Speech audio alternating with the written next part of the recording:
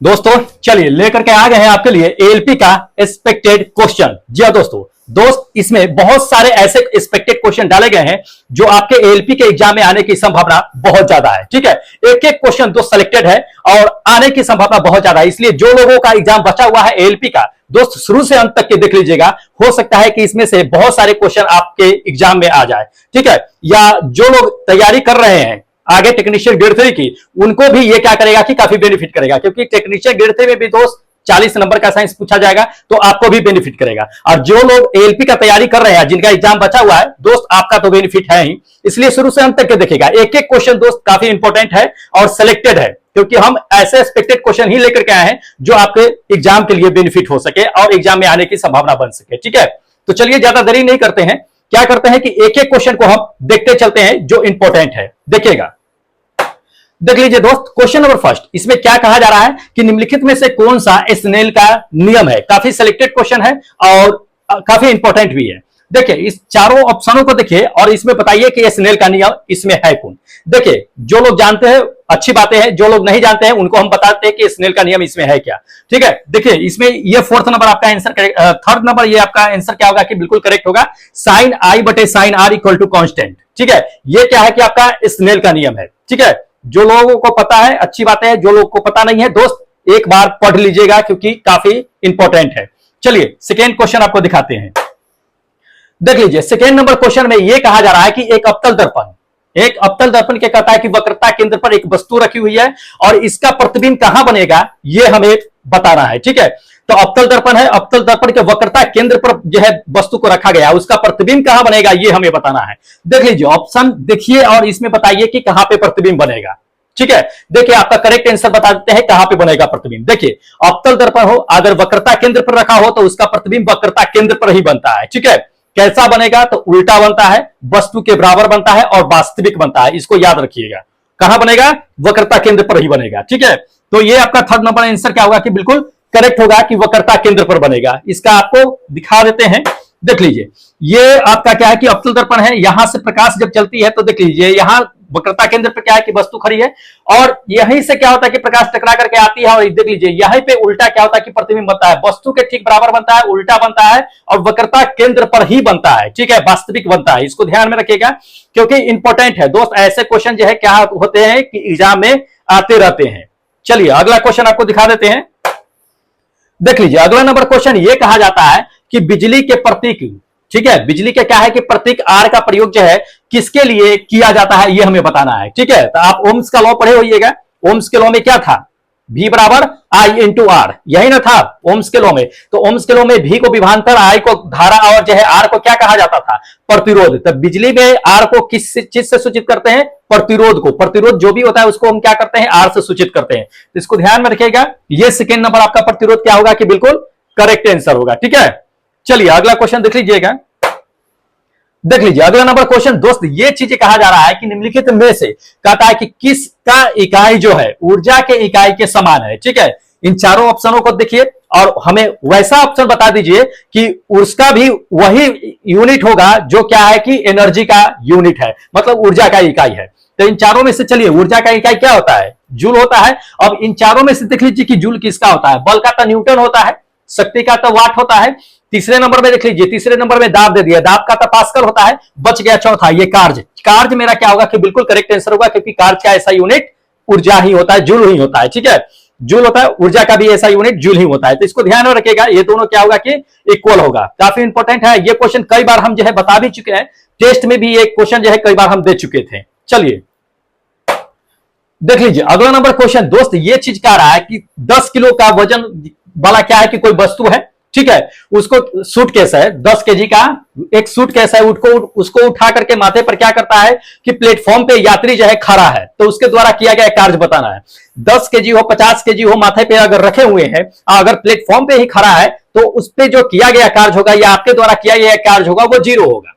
क्या होगा, जीरो होगा। ये आपका फर्स्ट नंबर आंसर क्या होगा कि बिल्कुल करेक्ट होगा। जीरो इसलिए होगा कि आप जो खड़ा है तो आपके जो है क्या है कि क्षैतिज और ऊर्ध्वाधर के बीच जो है 90 डिग्री का एंगल बनता है, तो उसमें क्या होता है कि cos 90 डिग्री बनता है। cos 90 डिग्री हम अप्लाई करते हैं उसमें तो जीरो आता है उसका कार्य। कैसे आता है ये भी देख लीजिए। जैसे कि मान लीजिए कि ये कोई आदमी है, ये सर पे क्या है कि सूटकेस रखा हुआ है, इसी का वेट मान लीजिए कि क्या है कि आपका क्या है कि 10 केजी है। तो ये क्या है कि इसके जो लंबवत बल कार्य करेगा, क्षैतिज दिशा में करेगा, तो इसके एंगल कितना बनेगा दोस्त? 90 डिग्री एंगल बनेगा। कितना? 90 डिग्री का। उस कंडीशन में हम लोग जो है कार्य निकालते हैं, W बराबर क्या निकालते हैं? F into S into cos theta रखते हैं। तो थीटा की जगह पर क्या रखेंगे? 90 डिग्री रख देंगे हम लोग। तो 90 डिग्री रखेंगे तो क्या हो जाएगा? F बराबर W बराबर क्या होगा? F into S into cos 90 degree. और कॉस 90 डिग्री का वैल्यू क्या होता है? 0 होता है। कॉस 90 डिग्री का वैल्यू 0 होता है, जो सबको 0 कर देगा। इसलिए जो है 10 केजी उठाए 50 केजी उठाए कोई फर्क नहीं पड़ता है, क्योंकि उसके द्वारा जो है लंबवत बल कार्य करेगा। गुरुत्वीय जो है क्या होगा? बल कार्य करेगा, उस पर गुरुत्वीय त्वरण के विरुद्ध काम करेगा, वो 90 डिग्री पे काम करेगा, इसलिए उसका वर्क जो होगा वो 0 होगा। ठीक है, चलिए अगला नंबर देख लीजिए। अगला नंबर क्वेश्चन क्या कहा जा रहा है दोस्त? ये चीज कह रहा है इसमें कि पानी के द्वारा, किसके द्वारा?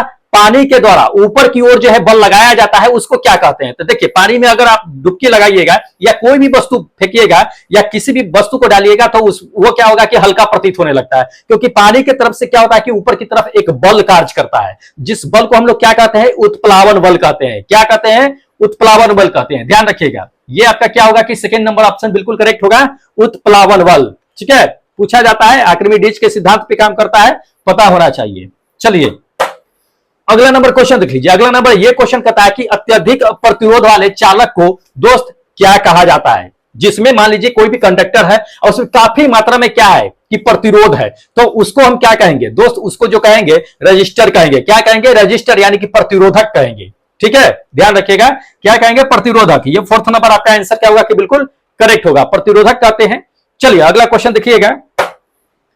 अगला नंबर क्वेश्चन दोस्त, अगला नंबर ये क्वेश्चन कहा जा रहा है, क्या कह रहा है इसमें कि शक्ति की इकाई को क्या कहा जाता है? तो शक्ति की इकाई को क्या कहते हैं? हम लोग अच्छी तरह से जानते हैं कि शक्ति का इकाई जो होता है क्या होता है? वाट होता है। क्या होता है? वाट होता है। ये आपका सेकेंड नंबर ऑप्शन क्या होगा कि बिल्कुल करेक्ट होगा। ठीक है, ये जो है किलोवाट आवर जो होता है, वो जान लीजिए कि किलोवाट आवर जो होता है वो किसका होता है? ऊर्जा का होता है। ठीक है, जो बड़े बड़े फैक्ट्रियों में इसका इस्तेमाल किलोवाट का किया जाता है। किलोवाट आवर जो होता है, 1 किलोवाट आवर बराबर पूछा भी जाता है कि कितना होता है, तो 3.6 इंटू 10⁶ जूल के बराबर होता है। याद रखिएगा ये चीजें, क्योंकि पूछे भी जा सकते हैं।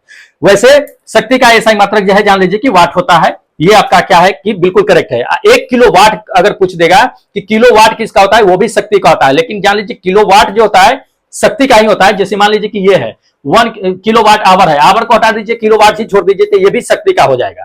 लेकिन जान लीजिए कि बड़े बड़े मशीनरी चीजें जो होती है उसमें उसका इस्तेमाल जो है किलोवाट का किया जाता है, और छोटे मोटे जो है शक्ति का पावर का उसका जो है किलोवाट ऐसे हम लोग कर देते हैं। तो इसको ध्यान में रखेगा, इंपॉर्टेंट है। ठीक है, चलिए अगला क्वेश्चन आपको दिखा देते हैं, देखिएगा।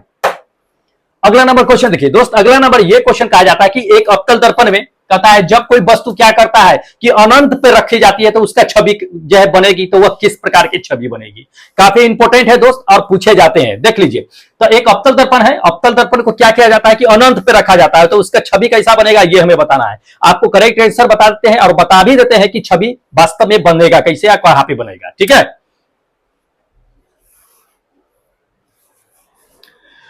चलिए आपको हम छवि बता देते हैं कि जब देखिए कोई भी वस्तु अगर अवतल दर्पण के ठीक अनंत पे अगर रखा जाएगा तो उसका वस्तु का जो प्रतिबिंब बनेगा वो क्या बनेगा कि दर्पण के केंद्र पर बनेगा।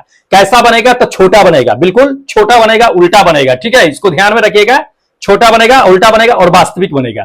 तो वैसे देख लीजिए, वैसे ऑप्शन जो होगा आपका ये सेकेंड नंबर ऑप्शन क्या होगा कि बिल्कुल करेक्ट होगा। ठीक है, चलिए अगला क्वेश्चन आपको दिखा देते हैं, देख लीजिए। अगला नंबर क्वेश्चन ये कहा जाता है कि फास्फोरस के एक परमाणु में कहता है कि कितने संयोजी इलेक्ट्रॉन्स होते हैं। बहुत अच्छा क्वेश्चन है। अगर आपको फास्फोरस का परमाणु संख्या अगर याद है, एटॉमिक नंबर याद है, तो आप चुटकी बजा के निकाल सकते हैं कि उसका वैलेंस इलेक्ट्रॉन कितना होता है, संयोजी इलेक्ट्रॉन कितना होता है। तो जान लीजिए फास्फोरस को हम लोग जो है पी से डिनोटेट करते हैं। क्या चीज से? पी से करते हैं। इसका कितना होता है कि 15 होता है। 15 होता है तो इसका वैलेंस इलेक्ट्रॉन क्या होता है? 285। अंत में अष्टक नियम प्राप्त करने के बाद जितने इलेक्ट्रॉन्स बचते हैं वही क्या होता है कि इसका वैलेंस इलेक्ट्रॉन होता है। तो 15 को हम लोग 2 से शुरू करते हैं, 2 और फिर 8 पे खत्म करते हैं, क्योंकि अष्टक नियम 8 इलेक्ट्रॉन्स जो है अस्थायी होने के लिए प्राप्त करता है। वो अस्थायी होने के बाद जो है कितने इलेक्ट्रॉन बच गए? तो 5। इसका वैलेंस इलेक्ट्रॉन कितना हो जाएगा? 5 हो जाएगा। ठीक है, ये आपका क्या होगा कि फोर्थ नंबर आंसर बिल्कुल करेक्ट होगा। इंपॉर्टेंट है दोस्त, पूछे जाते हैं। चलिए अगला नंबर देख लीजिए। अगला नंबर ये क्वेश्चन कहता है कि ये चीज कह दिया है कि किसी सेल, क्या कर रहा है, किसी सेल में संयोजित किए जा सकने वाले, कहता है संयोजित किए जा सकने वाले इलेक्ट्रॉन्स की जो है अधिकतम संख्या को किस सूत्र पर जो है निर्भर करती है, यह हमें बताना है। देखिए किसी भी कक्षा में कितने इलेक्ट्रॉन्स रहेंगे उसको हम किस सूत्र से ज्ञात करेंगे, यह हमें इसमें बताना है। ठीक है, तो ये चारों ऑप्शन दिए गए हैं, इसमें से आपको बता देना है कि किस सूत्र का उपयोग करके हम ये ज्ञात कर लेते हैं कि किस कक्षा में कितने इलेक्ट्रॉन्स है। कक्षा को KLMN से डिनोटेट करते हैं ना, 1 2 3 4 से। ठीक है, तो उसी में कितने इलेक्ट्रॉन्स रहेंगे वो किस फॉर्मूला से हम लोग ज्ञात करते हैं, ये सेकेंड नंबर 2n² के द्वारा, 2n² के द्वारा। n क्या दिखाता है, तो नंबर ऑफ सेल दिखाता है कि कितने कक्षा है कितने नहीं है, उसके जगह पर रख के निकालते हैं। ठीक है, चलिए अगला नंबर देख लीजिए। अगला नंबर ये क्वेश्चन कहता है कि यूरेनियम आइसोटोप का कहता है कि उपयोग पहचानना है कि कहां पे किया जाता है इन चारों में से। ठीक है, तो यूरेनियम का कहां पे किया जाता है, अच्छी तरह से हम लोग जानते हैं कि कहां पे किया जाता है। जो लोग नहीं जानते हैं जान लीजिए कि यूरेनियम आइसोटोप का जो इस्तेमाल किया जाता है वो परमाणु रिएक्टर के ईंधनों में किया जाता है। कहां, परमाणु रिएक्टरों के ईंधन में किया जाता है, ध्यान रखिएगा। ये आपका थर्ड नंबर आंसर क्या होगा कि बिल्कुल करेक्ट होगा, परमाणु रिएक्टर के ईंधन में किया जाता है यूरेनियम आइसोटोप का। चलिए अगला देख लीजिए दोस्त। अगला नंबर ये क्वेश्चन कहता है, क्या कहा जा रहा है कि निम्नलिखित धातुओं में से इसमें से बताना है कि कौन सी जो है आयरन क्लोराइड से लोहे को विस्थापित कर देता है, आयरन क्लोराइड से लोहे को अलग कर देता है। ये हमें इसमें से चारों में से बताना है। बहुत अच्छा है, अब की बार जो है दोस्त ये क्वेश्चन जो है पूछे जाने की संभावना है। देखिए आपको हम बताते हैं कि इसमें कौन जो है आयरन क्लोराइड से लोहे को यानी कि आयरन को विस्थापित करता है, ये आपको बताते हैं। ये आपका क्या होगा कि थर्ड नंबर आंसर करेक्ट होगा, जस्ता जानते हैं, क्योंकि लोहे को जंग लगने से लिए हम लोग क्या करते हैं कि जस्तीकरण करते हैं ना, जस्ता का परत चाहते हैं जिसको गैल्वेनाइजेशन या यशदीकरण या ये जस्तीकरण कहते हैं। तो ये जस्ता क्या होता है ना कि आयरन क्लोराइड से क्या करता है कि लोहे को अलग करने का काम करता है, विस्थापित करने का काम करता है। ठीक है, ध्यान में रखिएगा। चलिए अगला देख लीजिए, अगला नंबर क्वेश्चन देख लीजिए। अगला नंबर ये क्वेश्चन कहता है कि जब 21 न्यूटन का कह रहा है इस पे एक बल को 3 केजी द्रव्यमान वाले वस्तु पर क्या किया जाता है कि बल लगाया जाता है, तो उसके द्वारा उत्पन्न जो है त्वरण का मान ज्ञात करना है। बहुत अच्छा है, तो पहले तो ये देख लीजिए कि क्या क्या दिया हुआ है, उसी के अकॉर्डिंग हम लोग क्या करते हैं कि फॉर्मूला अप्लाई करते हैं। तो पहले देख लीजिए कि 21 न्यूटन दे दिया है, मतलब कि एफ के मान 21 न्यूटन हो गया। ठीक है, न्यूटन किसका मात्रक होता है, बल का, तो बल का वैल्यू दे दिया है इसमें, फोर्स का मान दे दिया है इसमें 21 न्यूटन। उसके बाद जो है 3 केजी द्रव्यमान है, द्रव्यमान मतलब मास का दे दिया है, तो एम बराबर जो है आपका 3 केजी दे दिया है। हमको निकालना क्या है, तो उत्पन्न त्वरण का वैल्यू निकालना है कि त्वरण कितना होगा, मतलब ए बराबर कितना होगा। तो बल का फॉर्मूला अप्लाई कीजिए, एफ बराबर एम इंटू ए होता है, ए का वैल्यू निकालिए, ए बराबर क्या हो जाएगा, एफ बाई एम हो जाएगा। एफ का मान 21 रखिए, 3 रखिए, भाग कीजिए, कितना आ जाएगा, 7 आ गया। 7 मीटर प्रति सेकेंड स्क्वायर आपका आंसर बिल्कुल करेक्ट होगा। देख लीजिए ऑप्शन में से ये सेकेंड नंबर ऑप्शन क्या होगा कि बिल्कुल करेक्ट होगा, 7 मीटर प्रति सेकेंड स्क्वायर। ठीक है, चलिए हाँ अगला नंबर क्वेश्चन देखिए दोस्त। अगला नंबर ये क्वेश्चन कहा जाता है कि मानव के मस्तिष्क में जब भी आप ध्वनि कोई सुनते हैं तो मानव के मस्तिष्क में वह ध्वनि की कंपनता या कहिए उसकी ध्वनि की साउंड जो है कितने देर तक की आपके मस्तिष्क में रहती है, ये इसमें पूछा जा रहा है। काफी इंपॉर्टेंट है, कितने देर तक रहती है। देखिए आपके द्वारा या किसी भी वस्तु का आवाज जो है अपने मस्तिष्क में जो होती है 1/10 सेकेंड तक के सुनी मतलब की कंपन रहती है, उसकी साउंड रहती है 1/10 सेकेंड। 1/10 सेकेंड को हम लोग जो है दोस्त ये फर्स्ट नंबर 0.1 जो है सेकेंड लिखते हैं। ठीक है, तो इंपॉर्टेंट है, फर्स्ट नंबर आपका आंसर करेक्ट है। चलिए अगला नंबर देख लीजिए। अगला नंबर ये क्वेश्चन कहा जा रहा है दोस्त, क्या कहा जा रहा है कि डैश पौधों में कहता है कि नर प्रजनन अंग होते हैं। ठीक है, तो नर जो पौधों में नर प्रजनन अंग कौन सा होता है, इसमें ये हमें बताना है। देखिए नर प्रजनन अंग जो होता है वो पुंकेसर होता है। क्या होता है, पुंकेसर। ये सेकंड नंबर आपका आंसर क्या होगा कि बिल्कुल करेक्ट होगा, पुंकेसर। स्त्री केसर जो होता है वो क्या होता है कि मादा वाले पौधे में होता है स्त्री केसर, तो इसको ध्यान में रखिएगा, इंपॉर्टेंट है। चलिए अगला क्वेश्चन आपको दिखा देते हैं, देख लीजिए। अगला नंबर क्वेश्चन दोस्त ये कहा जा रहा है कि अगर किसी चालक का कहता है कि प्रतिरोध को अगर मान लीजिए कि आधा कर दिया जाए, क्या है, किसी भी चालक का प्रतिरोध अगर आधा कर दिया जाए तो उसका ऊष्मीय प्रभाव क्या होगा, ये हमें जानना है। ठीक है, देख लीजिए इंपॉर्टेंट है, आपको हम बता देते हैं कि अगर किसी भी चालक का अगर प्रतिरोध मान लीजिए कि अगर आधा, चालक का क्या है प्रतिरोध को अगर आधा कर देते हैं तो उसका ऊष्मीय मान जो होगा वो जान लीजिए कि वो भी आधा हो जाएगा। क्योंकि प्रतिरोध जो होता है वो उष्मीय मान के ठीक समानुपाती होती है। प्रतिरोध बढ़ेगा, उष्मा का मान बढ़ेगा। प्रतिरोध जितना कम होगा उतना ही क्या होगा कि उष्मा भी कम होगा। जैसे आप जानते हैं ना कि तार में अगर जितना प्रतिरोध होता है तार उतना ही ज्यादा गर्म होता है। प्रतिरोध तार में अगर नगण्य हो तो उसका जो है टेम्परेचर तार का जो है क्या होता है कि उष्मीय मान भी कम हो जाता है। तार में हीटिंग होना क्या होता है कि कम हो जाता है। ये तो जानते हैं हम लोग अच्छी तरह से। तो क्या होता है कि उष्मीय मान जो होता है वो प्रतिरोध के समानुपाती होती है। प्रतिरोध बढ़ाइएगा उष्मा का मान बढ़ेगा, अगर दुगुना कीजिएगा तो दुगुना होगा, आधा कीजिएगा तो आधा होगा। तो इसमें जान लीजिए कि प्रतिरोध को क्या किया जा रहा है, आधा किया जा रहा है। तो उष्मीय मान भी कितना हो जाएगा, आधा हो जाएगा। ठीक है, ये सेकेंड नंबर आपका आंसर क्या होगा, बिल्कुल करेक्ट होगा कि आधा हो जाएगा। ठीक है, चलिए अगला नंबर देख लीजिए दोस्त। अगला नंबर ये क्वेश्चन कहा जा रहा है, क्या कहा जा रहा है कि निम्नलिखित में से किस वैज्ञानिक ने पदार्थों को पांचवी अवस्था के बारे में गणना की थी। बहुत अच्छा है, पदार्थ के पांचवी अवस्था की गणना किसने किया था ये हमें इसमें बताना है। देख लीजिए इन चारों ऑप्शनों में से देखिए और बताइए कि पदार्थों के पांचवी अवस्था की गणना किसने की थी। देखिए आपको तो पहला ऑप्शन दे दिया है कि सत्येंद्र नाथ बोस साहब ने, दूसरा नंबर दे दिया है कि अल्बर्ट आइंस्टीन साहब ने, तीसरा नंबर आपको कहा जा रहा है कि न्यूटन साहब ने, तीसरा नंबर और चौथा नंबर आपको कहा जा रहा है ये चीजें कि ए और बी दोनों हो सकता है। देखिए आपको हम बताते हैं कि जो पांचवी अवस्था था उसकी गणना जो है जान लीजिए कि सत्येंद्र नाथ बोस साहब और बोस आइंस्टीन साहब दोनों ने मिलकर के किया था। ये दोनों ने मिलकर के, ये आपका फोर्थ नंबर ऑप्शन क्या होगा कि बिल्कुल करेक्ट होगा। इसीलिए पांचवी अवस्था का जो नाम है उसका नाम क्या रखा गया था, बोस आइंस्टीन कंडेंसेट रखा गया था। तो बोस साहब के और आइंस्टीन साहब के दोनों के नाम को मिलाकर के बोस आइंस्टीन कंडेंसेट जो है नाम रखा गया था। ठीक है, पांचवी अवस्था को, तो इसको ध्यान में रखिएगा। पांचवी अवस्था के नाम से ही पता चलता है कि इन दोनों ने ही मिलकर के उसको खोज किया था। ठीक है, चलिए अगला नंबर देख लीजिए। अगला नंबर दोस्त ये चीज कहा जा रहा है कि किस प्रकार के प्रजनन में अधिकतम जो विविधता उत्पन्न होती है, मतलब अधिक तरह के जो है विविधता आपको देखने के लिए मिलेगी।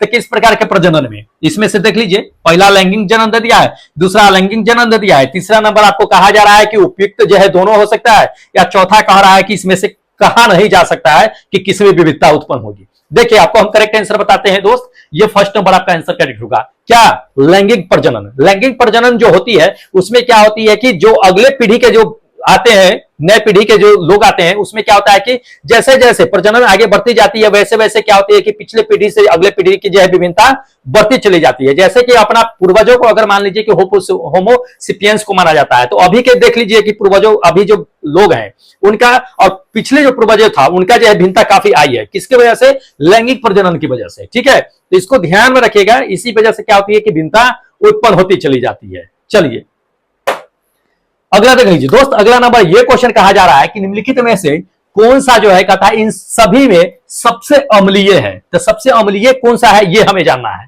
ठीक है, तो ध्यान रखिएगा, आपको इसमें पहचानना है कि सबसे ज्यादा अम्लीय कौन होगा। आपको अगर पीएच वैल्यू का स्केल अगर पता होगा तो आप आसानी से बता सकते हैं कि इसका सबसे अम्लीय वैल्यू क्या होता है। अगर 7 पे पीएच वैल्यू होता है तो उदासीन होता है, 7 से ऊपर होता है तो वो क्षारीय जाता है, 7 से नीचे जितना भी जाइए दोस्त वो अम्लीय होते चले जाता है। तो 7 से सबसे कम इसमें देख लीजिए कि कौन है, वो सबसे ज्यादा आपका क्या होगा कि अम्लीय होगा। ठीक है, तो ये सेकेंड नंबर आपका आंसर क्या होगा, बिल्कुल करेक्ट होगा। पीएच मान 0 वाला घोल जो होगा वो सबसे ज्यादा क्या होगा कि अम्लीय होगा। ठीक है, इंपॉर्टेंट है, देखते चलिएगा। चलिए अगला देख लीजिए। अगला नंबर क्वेश्चन ये कहा जा रहा है दोस्त कि समजातीय श्रृंखला के अनुवर्ती सदस्यों के कह रहा है कि परमाणु द्रव्यमानों के इकाइयों के बीच ये कहता है कि कितनी भिन्नताएं होती है। देखिए अगर आपको जो है पता अगर होगा तो आसानी से मार सकते हैं। देखिए बहुत लोग जो है कंफ्यूज हो जाते हैं, समजातीय श्रेणी का ही जो है क्या करते हैं कि टिक मार देते हैं कि चलो समजातीय श्रेणी है, CH2 का अंतर होता है, 2 अंतर मार देते हैं, तो 2 कहीं देख लेते हैं मार देते हैं, लेकिन इसमें 2 है भी नहीं। ठीक है, लेकिन अगर 2 होता था सबसे पहले नजर आपको वहीं पे जाता है कि चलो CH2 का अंतर होता है, 2 पहले मार दो कहीं भी, लेकिन 2 नहीं होता है। जान लीजिए कितनी भिन्नताएं होती है ये कहा जा रहा है समजातीय श्रृंखला जो होती है उसमें। तो समजातीय श्रृंखला जो होती है उसमें मान जब भिन्नताएं उत्पन्न होती है वो कितने तक की होती है, वो 14 तक की होती है। कितने, 14 तक के, ध्यान रखिएगा ये चीज। ये आपका थर्ड नंबर आंसर क्या होगा कि बिल्कुल करेक्ट होगा, 14 तक के यानी 14 तक के। ठीक है, चलिए अगला नंबर देख लीजिए। अगला नंबर ये क्वेश्चन कहा जा रहा है दोस्त, क्या कहा जा रहा है कि पानी के एक अणु में, किसके, पानी के एक अणु में कहता है कि हाइड्रोजन के द्रव्यमान और ऑक्सीजन के द्रव्यमानों का जो है अनुपात हमेशा कितना होता है। बहुत अच्छा क्वेश्चन है दोस्त, इसमें लोग काफी कंफ्यूज हो जाते हैं। कभी आपको दे देगा कि हाइड्रोजन और जो है ऑक्सीजन का जो है अनुपात ज्ञात करने के लिए, कभी ये दे देगा कि पानी में हाइड्रोजन और ऑक्सीजन का द्रव्यमान का जो है अणुओं का जो है अनुपात ज्ञात करने के लिए। ठीक है, देखिए अगर आपको पानी दे देगा, जैसे कि इसमें दे दिया है पानी, पानी अगर दे देगा, पानी में कह देगा कि हाइड्रोजन के द्रव्यमान और ऑक्सीजन के द्रव्यमान के अणुओं का जो है क्या करना है कि अनुपात ज्ञात करना है, तो उस कंडीशन में जान लीजिए कि 1:8 होगा। कितना होगा? 1:8 होगा। यह सेकेंड नंबर कैसे होगा? क्योंकि पानी का सूत्र क्या होता है? H2O होता है। हाइड्रोजन का कितना होता है? 1 होता है, इसमें 2 से गुना कीजिएगा तो वो 2 हो गया परमाणु भार। ऑक्सीजन का कितना होता है? 8 होता है, परमाणु भार 16 होता है। अब जो है दोनों का परमाणु भार का रेशियो निकालिएगा तो 8 रेशियो कितना? 16 भाग कीजिएगा कितना आएगा? 1:8, तो 1:8 यानी 1:8 में आ जाएगा आंसर। ठीक है, लेकिन अगर आपको मान लीजिए कि सीधा कह देगा कि नहीं हाइड्रोजन और ऑक्सीजन का आपका द्रव्यमान जो है, परमाणु द्रव्यमान का जो है क्या करना है कि अनुपात ज्ञात करना है, तो उस कंडीशन में हाइड्रोजन का कितना होगा? 1 होगा, परमाणु द्रव्यमान भी 1 होगा, और जान लीजिए कि ऑक्सीजन का कितना हो जाएगा? 16। अब जब दोनों का रेशियो द्रव्यमान का कीजिएगा तो 1:16 होगा। पानी कह देगा तो 8, लेकिन ऐसे सिंपल से अगर कह देगा कि हाइड्रोजन ऑक्सीजन का रेशियो, तो जान लीजिए कि 16 हो जाएगा। तब कंफ्यूज मत होइएगा। ठीक है, उल्टा सुल्टा मत मारिएगा। चलिए अगला दिखा देते हैं। देख लीजिए अगला नंबर क्वेश्चन ये कहा जा रहा है, क्या दे दिया इसमें कि C6H14 का सूत्र कहता है कि डैश हाइड्रोकार्बन को दर्शाता है। तो अगर आपको पता होगा ये किसके फार्मूला पे है? एल्केन के फार्मूला पे है। एल्केन का सूत्र क्या होता है? CnH2n+2 होता है। उसी के फार्मूला पे ये रख दिया है। कितना रख दिया है? 6 रखा है, और 6 पे जो है आराम से निकाल दिया है। तो ये किसका है? तो अगर आपको पता होगा मेथेन, एथेन, प्रोपेन, एथेन हो गया, मेथेन हो गया, प्रोपेन हो गया, ब्यूटेन हो गया, पेंटेन हो गया, हेक्सेन हो गया, हेप्टेन हो गया, ऑक्टेन हो गया, नोनेन हो गया, डेकेन हो गया, डेका 1 डेका 2 आगे जाते हैं हम लोग। ठीक है, तो अगर आपको पता है तो 6 पे क्या होता है कि हेक्सेन होता है। 6 पे क्या होता है? हेक्सेन होता है। तो 6 अगर रखेंगे, जैसे कि CnH2n जो है +2 पे अगर रखते हैं तो उस पे 6 रखेंगे तो कितना हो जाएगा? 6 और 6 दूना 12 +2 हो जाएगा। कितना हो जाएगा? C6H जो है 14, ये हेक्सेन का होता है। ठीक है, तो इसको याद रखिएगा। इसी फार्मूले पे जो है पूछे जा सकते हैं, या एल्केन के फार्मूला पर या एल्काइन के फार्मूला पर भी पूछे जा सकते हैं आपसे। तो इसका करेक्ट आंसर जो होगा, ये जो होगा किसका हाइड्रोकार्बन का होगा? हेक्सेन का होगा। ये सेकेंड नंबर आपका आंसर क्या होगा कि बिल्कुल करेक्ट होगा, हेक्सेन। ठीक है, चलिए अगला क्वेश्चन दिखा देते हैं। देख लीजिए अगला नंबर क्वेश्चन ये कहा जा रहा है कि पाचन जो होता है, तो पाचन के अंत में जो जारी ऊर्जा होती है वो कौन से रूप का होता है, ये हमें बताना है। देखिए अगर कोई भी भोजन अगर आप करते हैं तो भोजन का पाचन क्रिया अपने शरीर के अंदर होता है, तो वो किस विधि से अंदर जो है अपने अंदर जो है शरीर के अंदर ऊर्जा प्राप्त होती है, इसको इसमें बताना है। तो देखिए शरीर के अंदर जो होती है पाचन की क्रिया जो होती है वो किसकी वजह से होती है? रासायनिक ऊर्जा की वजह से। जो ऊर्जा हमें प्राप्त होती है वो क्या होती है? रासायनिक ऊर्जा की वजह ऊर्जा होती है अंदर से। ठीक है, रासायनिक क्रिया होती है, रासायनिक केमिकल प्रोसेस होती है, जिससे क्या होता है कि हमें ऊर्जा प्राप्त होती रहती है। ठीक है, तो रासायनिक ऊर्जा इसमें मारिएगा करेक्ट आंसर में। ये आपका थर्ड नंबर आंसर क्या होगा कि बिल्कुल करेक्ट होगा, रासायनिक ऊर्जा। चलिए अगला क्वेश्चन देखिएगा। देख लीजिए अगला नंबर क्वेश्चन दोस्त ये कहा जा रहा है, क्या कहा जा रहा है कि पानी के 1 मोल में कहता है कि कितने अणु मौजूद होते हैं। पानी के 1 मोल में कितने अणु मौजूद होते हैं? इन चारों में से ऑप्शन को देखिए और बताइए कि पानी के 1 मोल में कितने अणु होते हैं। देखिए करेक्ट आंसर आपको बता देते हैं दोस्त, ये फोर्थ नंबर आपका आंसर होगा। 6.02 इंटू 10⁻23 अणु होते हैं। ठीक है, इसी को एवोगाड्रो संख्या के भी नाम से जानते हैं। इसको ध्यान रखिएगा, एवोगाड्रो भी संख्या पूछा जा सकता है एग्जाम में। ठीक है, उलट फेर करके, इसी को याद मत रखिएगा। चलिए अगला क्वेश्चन देख लीजिए दोस्त। अगला क्वेश्चन कहता है कि इनमें से कौन सा जो है उभयलिंगी फूल है। ठीक है, इन चारों को देखिए और बताइए कि उभयलिंगी फूल इसमें कौन सा है। देखिए आपको करेक्ट आंसर बता देते हैं कि उभयलिंगी है कौन सा। ये थर्ड नंबर सरसों। सरसों जो है दोस्त उभयलिंगी फूल है। ठीक है, बाकी आप देख रहे हैं पपीता और ये जो देख रहे हैं तरबूजा, ये दोनों क्या है कि एकलिंगी फूल है। क्या है? एकलिंगी फूल है। बाकी ये जो थर्ड नंबर आप देखिए सरसों, ये क्या है कि आपका उभयलिंगी फूल है। ठीक है, तो इंपॉर्टेंट है। चलिए अगला नंबर देख लीजिए। अगला नंबर क्वेश्चन में क्या कहा जा रहा है कि उस अंग को, क्या है कि उस अंग का नाम बता देना है जहां पे क्या है कि भ्रूण जो है विकसित होता है। तो भ्रूण जो है महिला के क्या होते हैं कि महिलाओं में जो है भ्रूण क्या होते हैं कि विकसित होती है। तो महिला में वो अंग कौन सा है जहां पे क्या है कि भ्रूण विकसित होते हैं, उसका हमें क्या करना है कि नाम बताना है। देखिए इन चारों में से ऑप्शन देख लीजिए, आप बता दीजिए, आपको हम करेक्ट आंसर बताते हैं दोस्त। ये फर्स्ट नंबर क्या, फैलोपियन ट्यूब। फैलोपियन ट्यूब में क्या होता है ना, महिलाओं के फैलोपियन ट्यूब होती है, उसी में क्या होता है कि भ्रूण का जो है विकास होते रहता है। तो इंपॉर्टेंट है, ध्यान रखना है, ठीक है। चलिए अगला नंबर देखिए, अगला नंबर ये क्वेश्चन कहा जाता है कि रक्त में पाए जाने वाला डैश जो है शरीर में क्या करता है कि ऑक्सीजन का परिवहन का जिम्मेदार होता है। देखिए रक्त में पाया जाने वाला कह रहा है और डैश जो है शरीर में ऑक्सीजन के परिवहन के लिए जिम्मेदार होता है। सीधा अगर ये चीजें कह देता कि शरीर में रक्त का ऑक्सीजन का परिवहन कौन करता है, तब जो है हीमोग्लोबिन मार देते रहा, ठीक है। लेकिन जान लीजिए कि रक्त में अगर कह रहा है कि रक्त में पाए जाने वाले वह कौन है जो शरीर में ऑक्सीजन का परिवहन करता है, तो वो आरबीसी है, रेड ब्लड सेल जिसको कहते हैं, लाल रक्त कोशिका। वो क्या करता है ना कि शरीर में ऑक्सीजन का परिवहन करते हैं, किसके, रक्त के माध्यम से। इसको ध्यान में रखिएगा। ये सेकेंड नंबर आपका आंसर क्या होगा कि बिल्कुल करेक्ट होगा, रक्त लाल रक्त जो है कोशिका यानी आरबीसी जो होता है सो, ठीक है। बाकी हीमोग्लोबिन अगर सीधा देता तो हीमोग्लोबिन पूरे शरीर में ऑक्सीजन का परिवहन करता रहता है, ठीक है। चलिए अगला नंबर देख लीजिए। अगला नंबर ये क्वेश्चन आपको दे दिया है, क्या दे दिया है कि निम्नलिखित में से कौन सा कहता है कि बाईं ओर से दाईं ओर जो है परमाणु संख्या में क्या होता है कि वृद्धि के अनुक्रम को सही जोड़ा जो है इसमें दिखाता है। बाईं ओर से दाईं ओर पे सही जो है आपको क्या करता है कि सही जोड़ा बताता है। देखिए इन सभी को आप देख लीजिए, आप बताना है आपको कि सही जोड़ा इसमें है कौन। देखिए आपको करेक्ट आंसर बता देते हैं, जो बाईं ओर से दाईं ओर जो है सही क्रम में जो है क्या करता रहता है, बढ़ते रहता है, वृद्धि करते रहता है, ठीक है। ये सेकेंड नंबर सोडियम और नियोन होगा। क्या, सोडियम और नियोन, क्योंकि नियोन के बाद क्या होता है कि सोडियम आता है, ठीक है। तो ये क्या करता है ना कि बाईं से दाईं ओर जाने पे क्या होता है कि इसकी वृद्धि होती रहती है। इसके अलावा अगर पूछ लेता है तो बेरियम आप ब्रोन जानते होइएगा, वो भी क्या करता है कि बाईं से दाईं ओर जाता है। तो इसका भी जोड़ा जो है अगर आपको दे देता था आराम से इसको मार सकते थे, ठीक है। चलिए अगला नंबर देख लीजिए। अगला नंबर ये कह रहा है दोस्त इसमें से कि कौन सी, कहता है कि निम्नलिखित में से कौन सा जो कहता है कि गाज जो है इसमें कहता है कि उच्च तापमान पे भी क्या करता है कि ऑक्सीजन के साथ अभिक्रिया नहीं करता है, ठीक है।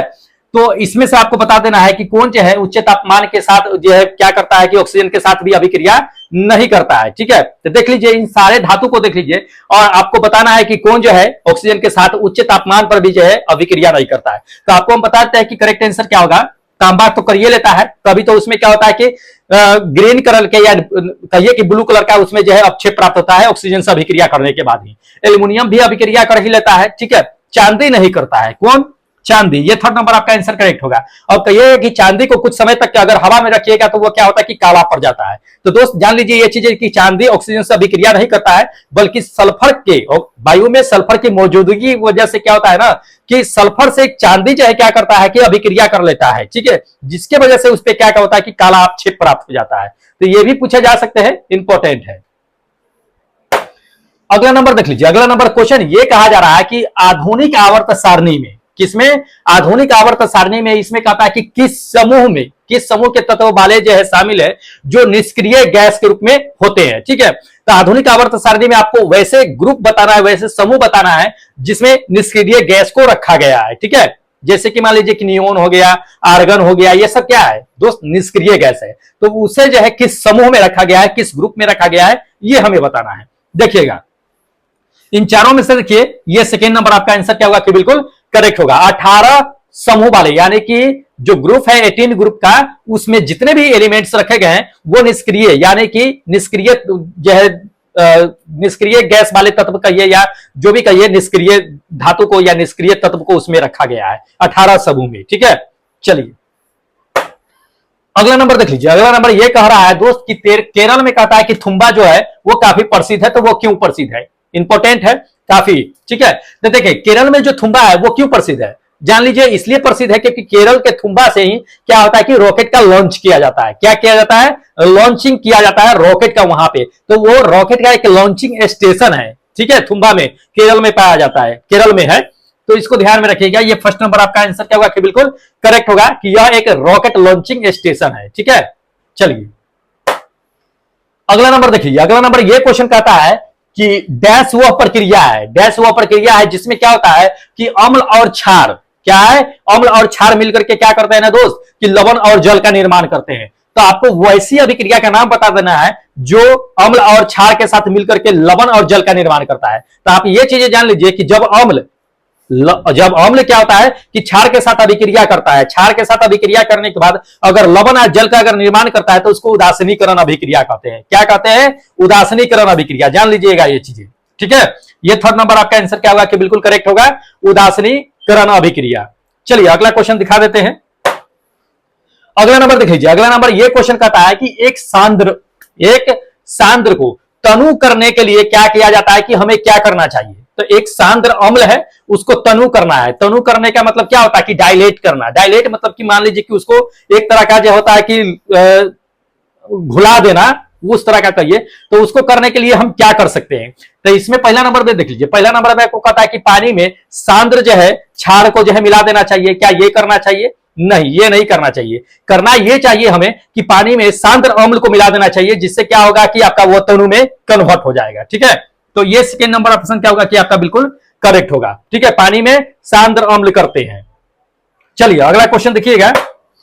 हाँ, अगला नंबर देख लीजिए। अगला नंबर ये क्वेश्चन कहा जा रहा है कि किसी माध्यम में अपवर्तनांक को म्यू से इंडिकेट करते हैं हम लोग। तो किसी माध्यम में अपवर्तनांक होता है तो क्या होता है, हमें यह बताना है। तो सारा ऑप्शन इसमें से देख लीजिए, चारों ऑप्शन में से अब बताइए कि किसी सांद्र में जो है अपवर्तनांक क्या होता है। अपवर्तनांक का आपका सूत्र ही जान लीजिए कि होता क्या है। ये देखिए, किसी भी माध्यम में अपवर्तनांक का अगर सूत्र जो होता है वो क्या होता है दोस्त, ये चीज होता है कि निर्वात में प्रकाश की चाल, निर्वात में प्रकाश की चाल। अब बटे जो होता है वो उस माध्यम में प्रकाश की चाल होती है। तो इसको ध्यान रखिएगा, म्यू बराबर जो होता है C/V होता है। इसको याद रखिएगा, आपको फॉर्मूला के रूप में भी दे सकता है या वर्ड के रूप में भी दे सकता है। तो पहले जान लीजिएगा कि ऊपर जो रहेगा बटा के ऊपर, रेशियो के ऊपर, वो निर्वात में प्रकाश की चाल होगा। नीचे जो होगा उस माध्यम में प्रकाश की चाल होगा, यानी कि C/V, म्यू बराबर C/V। ध्यान रखिएगा, ये फर्स्ट नंबर आपका आंसर क्या होगा कि बिल्कुल करेक्ट होगा, ठीक है। चलिए अच्छा, चलिए दोस्त, तो इतना क्या था कि आपका 35 जो एक्सपेक्टेड क्वेश्चन था जो आपके एएलपी के जो एग्जाम हो रहे हैं उसमें आने की संभावना बहुत ज्यादा है। बहुत सारे ऐसे क्वेश्चन हैं जो आपको मैच कर जाएंगे आपका एएलपी का जो एग्जाम चल रहा है। तो बिल्कुल इसे क्या कीजिएगा कि एक दो बार रिपीट करके पढ़ लीजिएगा। पीडीएफ के चक्कर में मत रहिएगा, पीडीएफ प्रोवाइड करा ही देंगे, तो बिल्कुल मिस मत कीजिएगा। अगर अभी तक के चैनल दोस्त सब्सक्राइब नहीं किए हैं तो चैनल सब्सक्राइब कर लीजिए, क्योंकि आगे आने वाली जो आप लोगों का एग्जाम है उसके लिए भी हम तैयार हैं, और आप लोग भी तैयार हो जाइए चैनल सब्सक्राइब करके, ठीक है।